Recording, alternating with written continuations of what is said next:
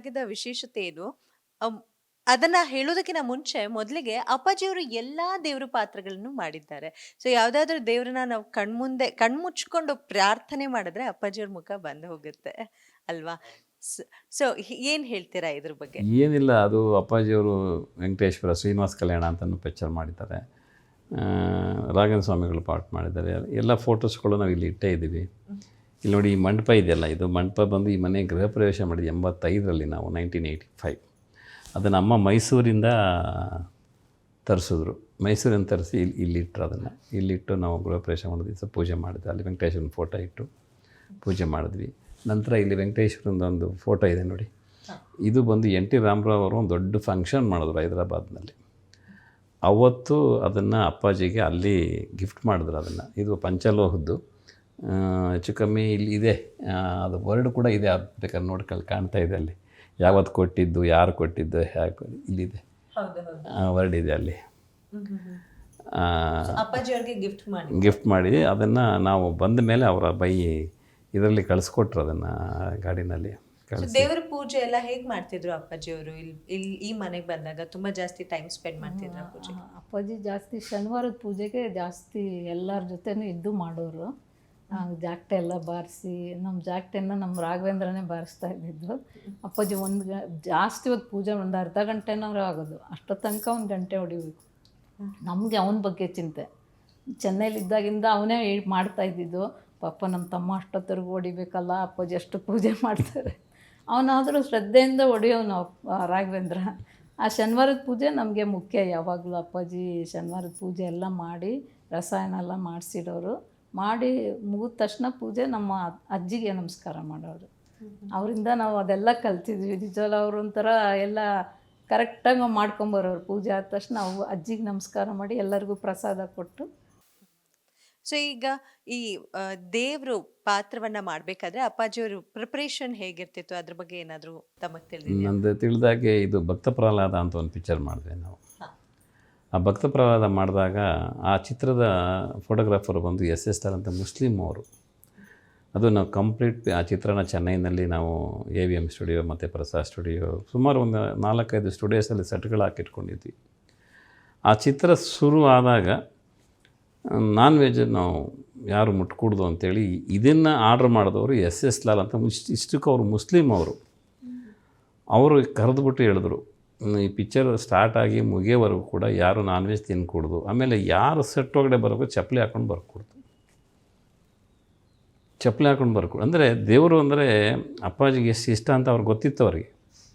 ಆದ್ದರಿಂದ ಅಪ್ಪಾಜಿ ಮಾಡ್ತಾಯಿರೋ ಪಾತ್ರನೇ ಭಗವಂತನ ಹೆಸರಲ್ಲಿ ಶ್ರೀನಿವಾಸನ ಪಾತ್ರ ಮಾಡ್ತಾಯಿತ್ತು. ಆ ಪಿಕ್ಚರ್ ಸ್ಟಾರ್ಟ್ ಆಗಿ ಮುಗಿಯೋವರೆಗೂ ನಮ್ಮ ಕಂಪ್ಲೀಟ್ ಯಾವ ಸ್ಟಾಫ್ಗಾಗಲಿ ಅಲ್ಲಿರೋರಿಗೂ ಯಾರಿಗೂ ನಾನ್ ವೆಜ್ ತರ್ತಿಲ್ಲ. ನಮ್ಮ ಮನೇಲಿ ಕೂಡ ಮಾಡ್ತಿರಲಿಲ್ಲ. ಪಿಕ್ಚರ್ ಮುಗಿದು ರಿಲೀಸ್ ಆದ ಮೇಲೇ ಏನಿದ್ರು ಅದನ್ನು ಶುರು ಮಾಡಿದ್ದು. ಮತ್ತು ಇದೊಂದು ತುಂಬ ವಿಶೇಷ. ಅಂದರೆ ಅಪ್ಪಾಜಿಯವರಿಗೆ ಎಷ್ಟರ ಮಟ್ಟಿಗೆ ಅದರ ಮೇಲೆ ಭಕ್ತಿ ಇತ್ತು ಅನ್ನೋದಕ್ಕೆ ಇದು ಸಾಕ್ಷಿ. ಸೊ ಯಾವುದೇ ಪಾತ್ರ ಮಾಡಬೇಕಾದ್ರೂ ಪರಕಾಯ ಪ್ರವೇಶವನ್ನು ಮಾಡ್ತಾರೆ. ಆ ಪಾತ್ರಕ್ಕೆ ಏನು ಎಷ್ಟು ಶಾರ್ಟ್ಗಳಲ್ಲಿ ಒಂದೊಂದು ಸರಿ ಅವರು ಆ್ಯಕ್ಟ್ ಮಾಡುವಾಗ ಡೈರೆಕ್ಟ್ರು ಇರಬೇಕು ಎಲ್ಲ ಇದು. ಅವ್ರಿಗೇನಂದರೆ ಯಾರಾದರೂ ಮಧ್ಯದಲ್ಲಿ ಯಾರೋ ಒಂದು ಸಣ್ಣ ಪಿನ್ ಆಫ್ ಸೈಲೆನ್ಸ್ ಇರಬೇಕು, ಒಂದು ಚೂರು ಶಬ್ದ ಹಾಕ್ಕೊಡೋದು. ಅಂದರೆ ಬಂದುಬಿಟ್ರೆ ಆ ಶಾರ್ಟ್ಗೆ ಅಪ್ಪಾಜಿ ಹೊರಟೋಗ್ಬಿಡೋರು. ಅಪ್ಪಾಜಿ ಆಗಿರ್ತಿರ್ಲಿಲ್ಲ ಅವರು. ಆ ಚಿತ್ರದ ಪಾತ್ರದ ಬಗ್ಗೆ ಅವರು ಅಲ್ಲಿ ಸೇರ್ಕೊಂಡ್ಬಿಡ್ತಾಯಿದ್ರು.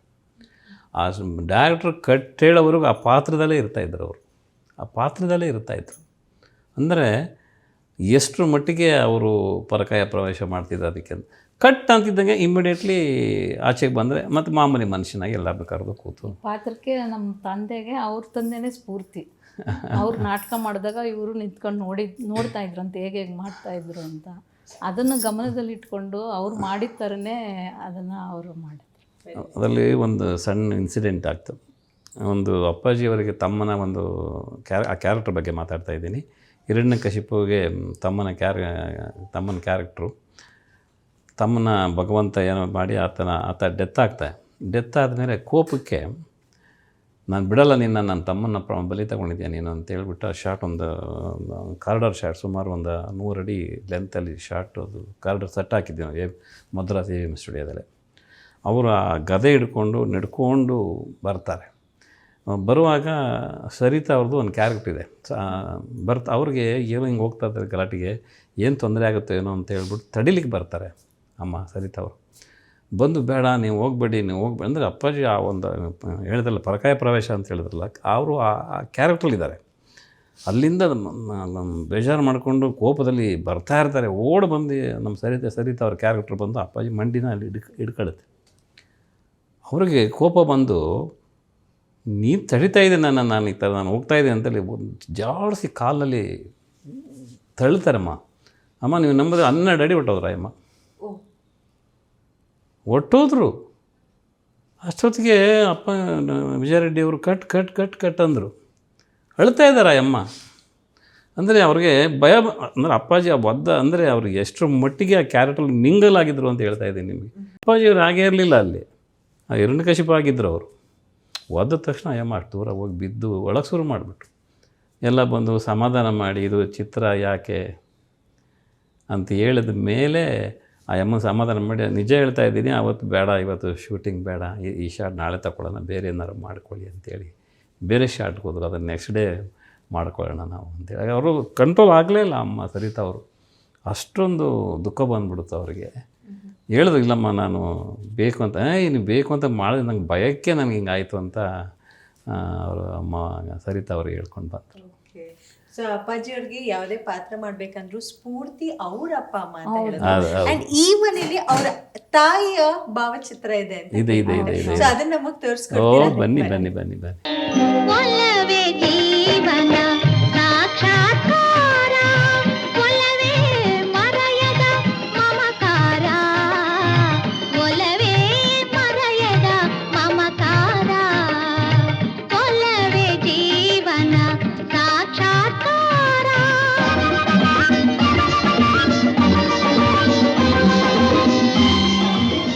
ಸರ್, ಇಲ್ಲಿ ನೋಡ್ತಿದ್ರೆ ಫೋಟೋ ಗ್ಯಾಲರಿನೇ ಡಿಸ್ಪ್ಲೇ ಆಗಿದೆ. ಸೊ 100% ಒಂದು ಹಿಸ್ಟ್ರಿ ಇರುತ್ತೆ, ಅದು ನಮ್ಗೆ ಹೇಳ್ಬೋದಾ? ಖಂಡಿತ ಅಮ್ಮ. ಈ ನೋಡಿ, ಈ ಫೋಟೋ ಇದೆಯಲ್ಲ, ಇದು ಬಂದು ಅಪ್ಪಾಜಿಯವರ 50ನೇ ವರ್ಷದ ಮದುವೆ ಆ್ಯನಿವರ್ಸರಿ ಸಮಯದಲ್ಲಿ ಒಂದು ಹೋಟ್ಲಲ್ಲಿ ಒಂದು ಸಮಾರಂಭ ಮಾಡಿದ್ವಿ ಮನೆಯಲ್ಲಿ. ಆ ಸಮಯದಲ್ಲಿ ನನ್ನ ಫ್ಯಾಮಿಲಿ ಅಂದರೆ ನಮ್ಮ ಲಕ್ಷ್ಮಿ, ನಾನು ಮತ್ತು ನನ್ನ ಮಕ್ಕಳು ಇರೋಂಥದ್ದೊಂದು ಫೋಟೋ ಇದು. ಆವಾಗ ತೆಗೆದಿದ್ದು ಫೋಟೋ.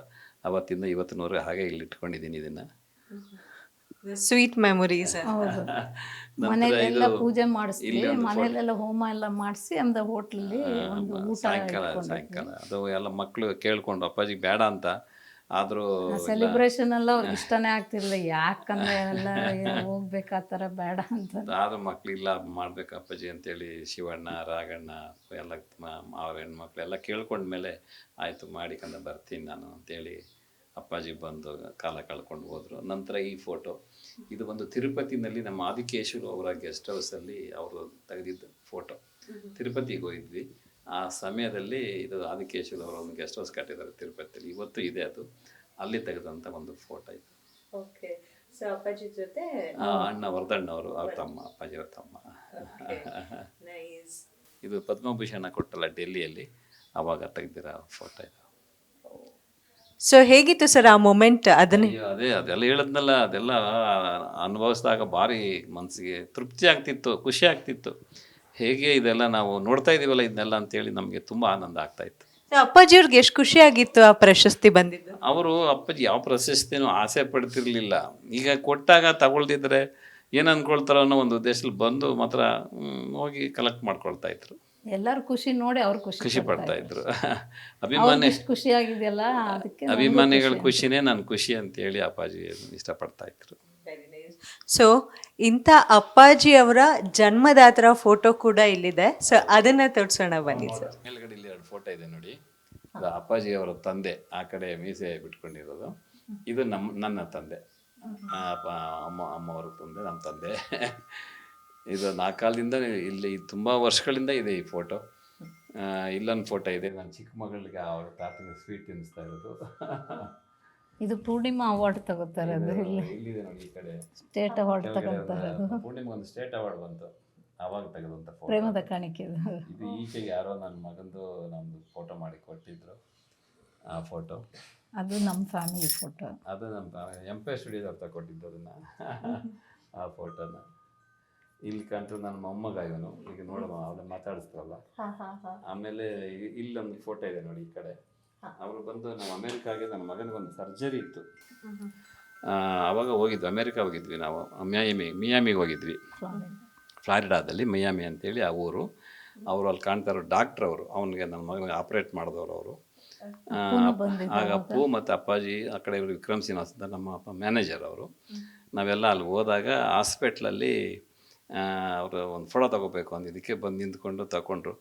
ಅದೇ ಅಪ್ಪಾಜಿ ಯಾವಾಗಲೂ ಬಂದು ಆ ಫೋಟೋ ನೋಡ್ಬಿಟ್ಟು ಹೇಳೋರು ನಮಗೆ, ನೋಡಯ್ಯ ನಾವು ಕ್ಯಾಮ್ರಾ ನೋಡ್ತಾ ಇದ್ದೀವಿ, ಅವ್ರು ಮಾತ್ರ ಅವನ್ನೇ ನೋಡ್ತಿದ್ದಾರೆ ನೋಡು ಅಂತ. ಅಂದರೆ ಅವ್ರಿಗೆ ಎಷ್ಟು ಆಸಕ್ತಿ ಇತ್ತು, ನಮ್ಮ ಮಗುನ ಅವ್ರು ನೋಡ್ತಾ ಇದ್ದಾರೆ, ನಾವೆಲ್ಲ ಕ್ಯಾಮ್ರಾ ನೋಡ್ತಾ ಇದ್ದೀವಿ ಅಂತ ಯಾವಾಗಲೂ ತೋರಿಸೋರು ಅದನ್ನು. ಇದು ಮಗಳು ಬರ್ತ್ಡೇಗೆ ಪ್ರತಿ ಬರ್ತ್ಡೇ ಕರೆದ್ರೆ ಅಪ್ಪಾಜಿ ಬಂದೇ ಬರೋರು, ತಪ್ಪಿಸ್ತಾ ಇಲ್ಲ, ಅಷ್ಟು ಪ್ರೀತಿ ಅವಳು ಕಂಡ್ರೆ ದೊಡ್ಡ ಮೊಮ್ಮಗಳು ಅಂತ. ಸರಸ್ವತಿ ಕರೆದ್ರು, ಆಮೇಲೆ ಮಾಡಿದ ಮೇಲೆ ಮಾಡಿದ್ದು ಬರ್ತ್ಡೇ, ಅವ್ರು ಹತ್ಕೊಂಡು ಬಂದಿದ್ರು ಅಲ್ಲಿವರೆಗೂ, ಅವಳು ಕಂಡ್ರೆ ಅಷ್ಟು ಇಷ್ಟ ಅವ್ರಿಗೆ.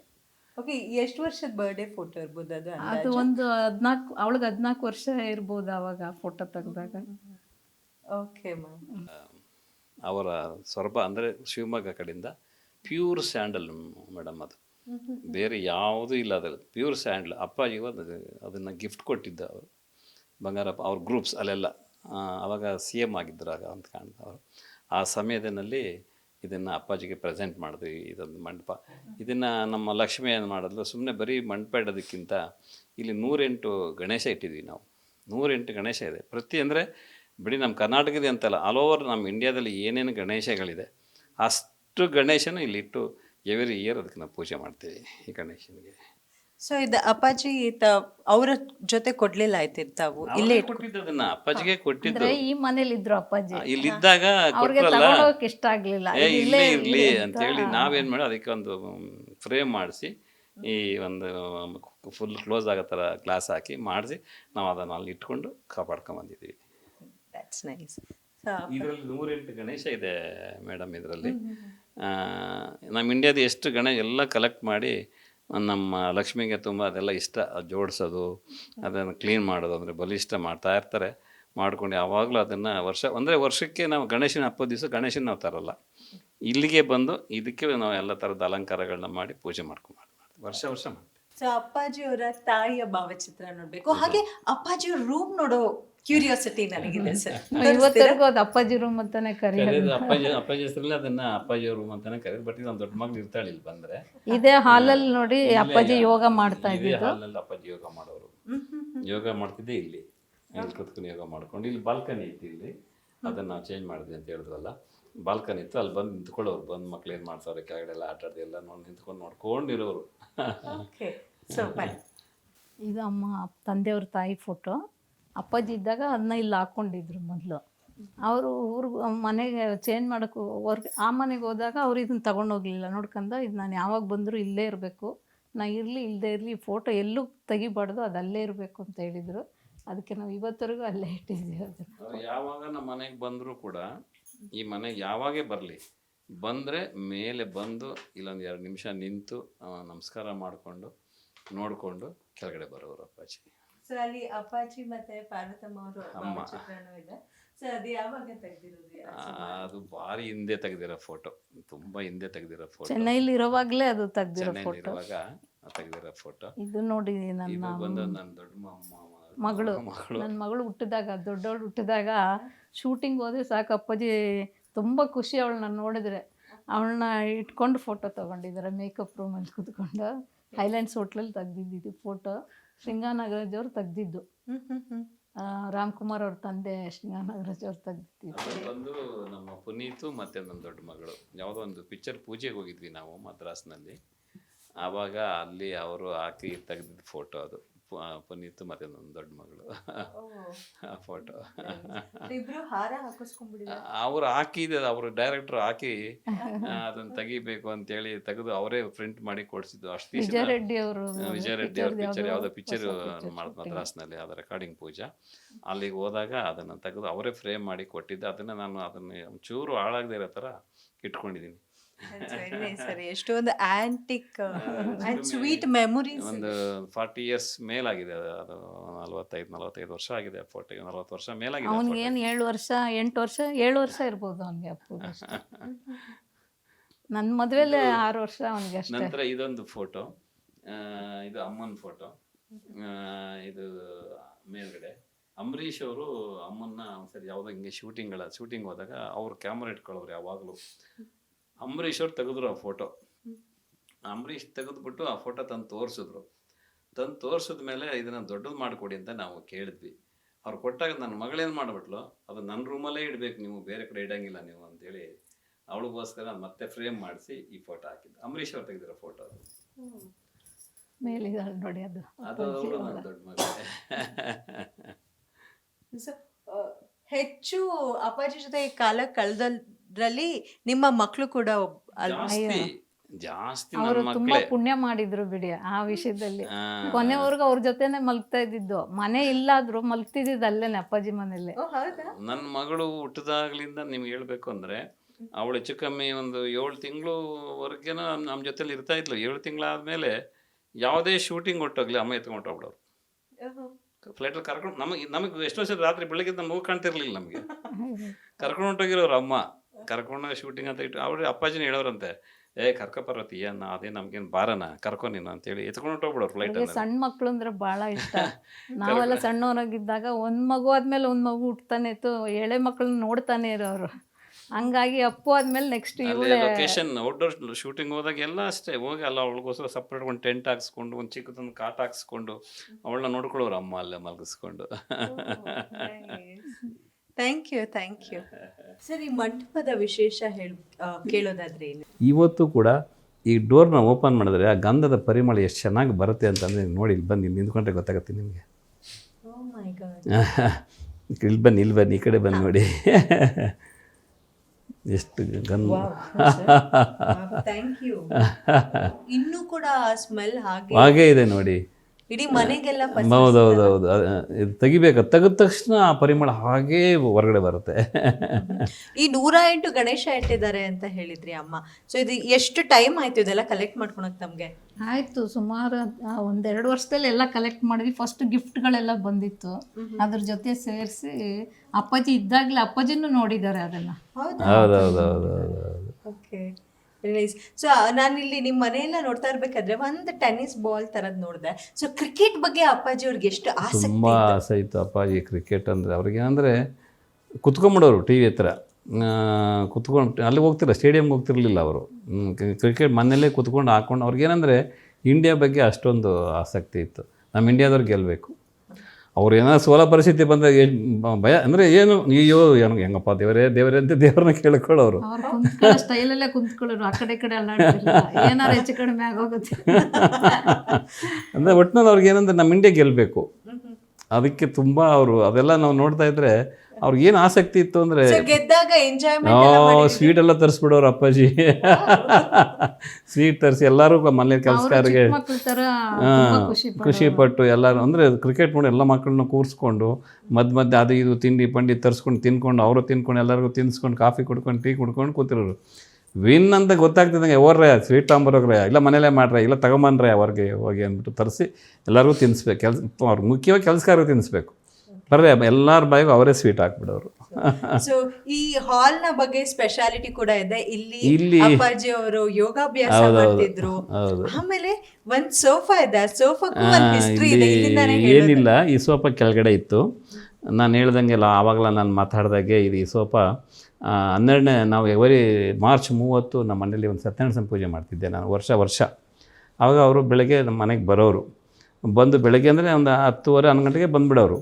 ಬಂದು ಪೂಜೆ ಎಲ್ಲ ಆದಮೇಲೆ ಇಲ್ಲೇ ಇದ್ದು ಊಟ ಮಾಡಿಕೊಂಡು ಎಲೆ ಇಲ್ಲದೆಲ್ಲ ಹಾಕ್ಕೊಂಡು ಈ ಸೋಫಾ ಮೇಲೆ ಮಲ್ಕೊಳ್ತಾಯಿದ್ರು. ಕೆಳಗಡೆ ಇತ್ತಲ್ಲ ಅಲ್ಲಿ ಮಲ್ಕೊಂಡು ಒಂದು 4:15ಗೆ ಎದ್ದೇಳೋರು. 4:15 ಹಂಗೆ ಸ್ವಲ್ಪ ಎಚ್ಚರಾಗಿ ಮಗಳನ್ನ ಕರೆದು ಟೀ ಮಾಡಿಸ್ಕೊಂಡು ಟೀ ಕುಡಿದ್ಬಿಟ್ಟು ಅವತ್ತೊಂದು ಮಾತು ಹೇಳಿದ್ರು, ನೋಡೋಣ ನೆಕ್ಸ್ಟ್ ಬರ್ತೀನಿ ಇಲ್ಲ ನೋಡೋಣ ಕಣಯ್ಯ ಅಂತ. 30ನೇ ತಾರೀಕು ಹೇಳ್ಬಿಟ್ಟು ಹೋದವರು 12ನೇ ತಾರೀಕು ಬಂದು ಮೇಲೆ ಎಲ್ಲ ರೂಮು ಎಲ್ಲ ನೋಡ್ಕೊಂಡು ನಮಸ್ಕಾರ ಮಾಡಿ ದೊಡ್ಡೋಳ ರೂಮು ಚಿಕ್ಕೋಳ ರೂಮು ಅಂತ ಎಲ್ಲ ನೋಡಿಕೊಂಡು ಹೋದ್ರು. ಅಮ್ಮನ ಫೋಟೋ ಇದೆ ಅಂತ ಅಜ್ಜಿ ಫೋಟೋ ನೋಡ್ಕೊಂಡು ನಮಸ್ಕಾರ ಮಾಡಿಕೊಂಡು ಫಸ್ಟು ಕೆಳಗಡೆ ದೇವ್ರ ಮನೇಲಿ ಎದ್ದು ನಮಸ್ಕಾರ ಮಾಡಿ ಮತ್ತೆ ಮೇಲೆ ಬಂದು ಅವ್ವನ ಫೋಟೋ ನೋಡಿ ಅವ್ರು ನಮಸ್ಕಾರ ಮಾಡಿ ಅದು ಆ ಫೋಟೋ ಬಗ್ಗೆ ಹೇಳಿದ್ರು ಆ ಮಗಳಿಗೆ, ನೋಡ್ಕೊಂಡು ಈ ಫೋಟೋ ಯಾವ ಕಾರಣಕ್ಕೂ ಈ ಜಾಗದಿಂದ ತೆಗಿ ಕೂಡುದು ನೀನು ಇಲ್ಲೇ ಇರ್ಬೇಕು.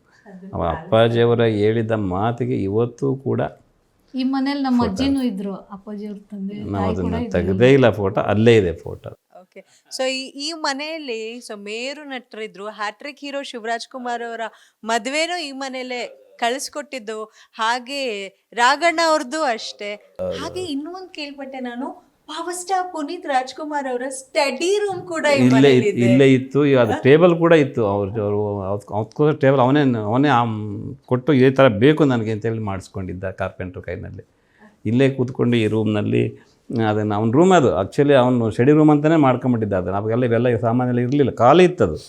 ಅಲ್ಲ ಟೇಬಲ್ ಮಾಡಿಕೊಂಡು ಏನೋ ಅವನ ದಿನಚರಿ ಏನೋ ಬರ್ಕೊಳ್ಳೋದು ಕೂತ್ಕೊಳ್ಳೋದು ಏನೋ ಮಾಡ್ಕೊಂಡು ಅಲ್ಲಿ ಕೂತ್ಕೊಂಡು ಇದು ಗ್ಲೌಸ್ಗಳು, ಬಾಕ್ಸಿಂಗ್ ಗ್ಲೌಸ್ಗಳು ಎಲ್ಲ ಕತ್ತಿ, ಅದು ಏನೋ ಅವ್ನಿಗೆ ಏನೇನು ಇಷ್ಟ ಎಲ್ಲ ಪ್ರತಿಯೊಂದು ಇಲ್ಲಿ ಇಟ್ಕೊಂಡು ಈ ರೂಮಲ್ಲಿ ಇರೋ ಫೋಟೋ ಪೋಸ್ಟರ್ಸು ತುಂಬ ಇಷ್ಟ.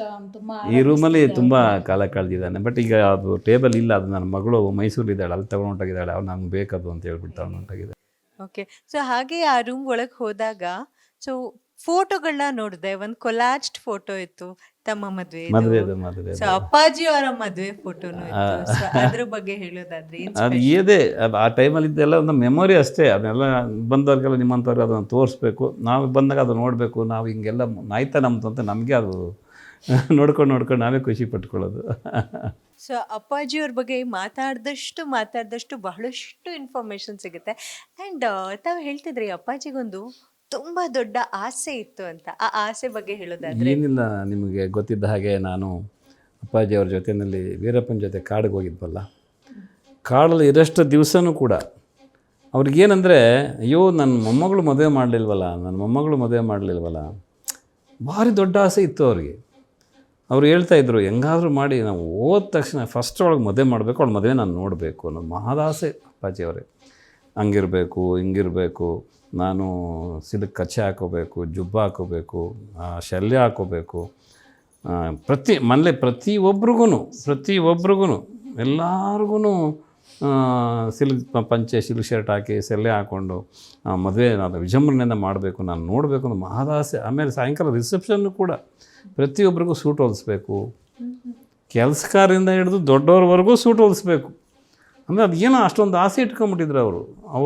ಯಾಕೆ ಅಂತಂತಂದರೆ ಅವರು ಅದಕ್ಕೆ ನಾವು ಕಾಡಿಗೆ ಹೋಗೋಕ್ಕಿಂತ ಮುಂಚೆ ಒಂದು ಸರಿ ಮದ್ರಾಸಲ್ಲಿ ನಮ್ಮ ಶಿವಾಜಿ ಗಣೇಶನ್ ಅವರ ಮನೆ ಮದುವೆಗೆ ಹೋಗಿದ್ದು, ಮೊಮ್ಮಗಳ ಮದುವೆಗೆ ಅವ್ರು ಇನ್ವೈಟ್ ಮಾಡಿದ್ರು, ಹೋಗಿದ್ರು ಅಪ್ಪಾಜಿ. ಅಲ್ಲಿ ನೋಡಿಬಿಟ್ರು, ಅಲ್ಲಿ ಅವರಿದ್ದ ರೀತಿ, ಅವರ ಡ್ರೆಸ್ ಮಾಡ್ಕೊಂಡಿದ್ದ ರೀತಿ ಎಲ್ಲ ನೋಡಿ ಅದೊಂದು ಕನಸು ಅವರಿಗೆ. ಯಾಕೆ ನನ್ನ ಮಗಳದು ಹಿಂಗೆ ಮದುವೆ ಮಾಡಬಾರ್ದು ಅಂತೇಳಿ ದಿವಸ ಹೇಳೋರು ನನಗೆ, ಅಯ್ಯೋ ಹಿಂಗೆ ಮಾಡ್ಬೇಕಣೆ ಆ ಮದುವೆ, ಅದೇ ಥರ ಮಾಡ್ಬೇಕಣೆ ಆ ಮದುವೆ, ಹಿಂಗೆ ಮಾಡ್ಬೇಕಣೆ ಆ ಮದುವೆ.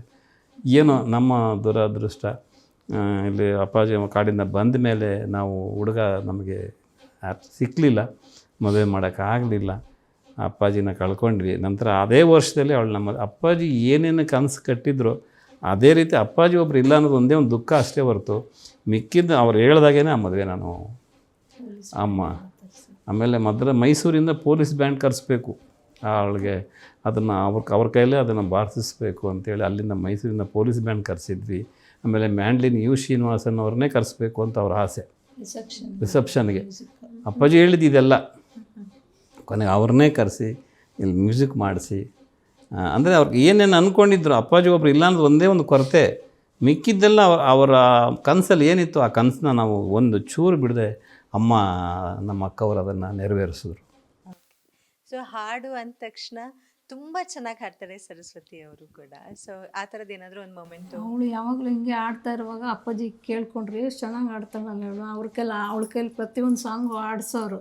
ಅವಳು ಯಾವ್ದಾವ್ದು ಸಾಂಗ್ ಆಡ್ತಾಳೆ ಅದಕ್ಕೆ ಎಷ್ಟು ಚೆನ್ನಾಗಿ ಆಡ್ತಾಳೆ, ಅದನ್ನು ಚೆನ್ನಾಗಿ ಪ್ರಾಕ್ಟೀಸ್ ಮಾಡು ಅಂದರೆ ಅವಳಿಗೊಂದು ಅದೃಷ್ಟ ಸಿಕ್ತು. ಅಪ್ಪಾಜಿ ಜೊತೆ ಕಡೆ ಮ್ಯೂಸಿಕಲ್ ನೈಟು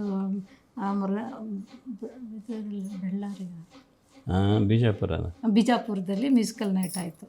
ಅದರಲ್ಲಿ ನಾನು ಆಡ್ತೀನಿ ತಾತ ನಿನ್ನ ಜೊತೆ ಅಂತ ಅವಳು ಆಸೆ ಪಟ್ಲು. ಸರಿ ಅವಳಿಗೆ ಪ್ರಾಕ್ಟೀಸ್ ಮಾಡಿಸಿ 2 ಸಾಂಗ್ ಅಪ್ಪಾಜಿ ಜೊತೆ ಆಡಿದ್ಲು, ಕಾಳಿದಾಸದು ಮತ್ತು ಇನ್ನೊಂದು ಗಂಗಾ ಯಮುನಾ ಸಂಗಮ ಸಾಂಗು 2 ಹಾಡಿದ್ಲು. ಮತ್ತು ಅಪ್ಪು ಜೊತೆ ಒಂದು ಸಾಂಗ್ ಹಾಡಿದ್ಲು. ಅವಳಿಗೆ ಎಷ್ಟು ಸೌಭಾಗ್ಯ ನೋಡಿ ಅವ್ಳ ಜೊತೆ ಹಾಡೋದು. ಅದಂತೂ ಈಗಲೂ ನೆನೆಸ್ಕೊಂಡ್ರೆ ನನಗೆ ಸದ್ಯ ಮೊಮ್ಮಗಳು ಹುಟ್ಟಿದ್ದಕ್ಕೂ ಸಾರ್ಥಕ ಆಯಿತು ಅಂತ ಅನ್ಕೋತೀನಿ.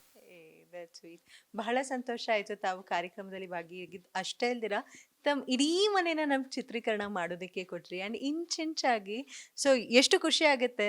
ಸೊ ಮೇರು ನಟರು ಇದ್ದಂಥ ಸ್ಥಳ, ಸೊ ಪವರ್ ಸ್ಟಾರ್ ಇದ್ದರು, ಹ್ಯಾಟ್ರಿಕ್ ಹೀರೋ ಶಿವರಾಜ್ ಕುಮಾರ್ ಅವರಿದ್ದರು, ಆ್ಯಂಡ್ ಅಪ್ಪಾಜಿ ಅವರಿದ್ದಂಥ ಒಂದು ಮನೆ. Thank you so much. ಧನ್ಯವಾದ. ನಿನ್ನ ಕಂಗಳ ಬಿಸಿಯ ಹನಿಗಳು 100 ಕಥೆಯ ಹೇಳಿವೆ.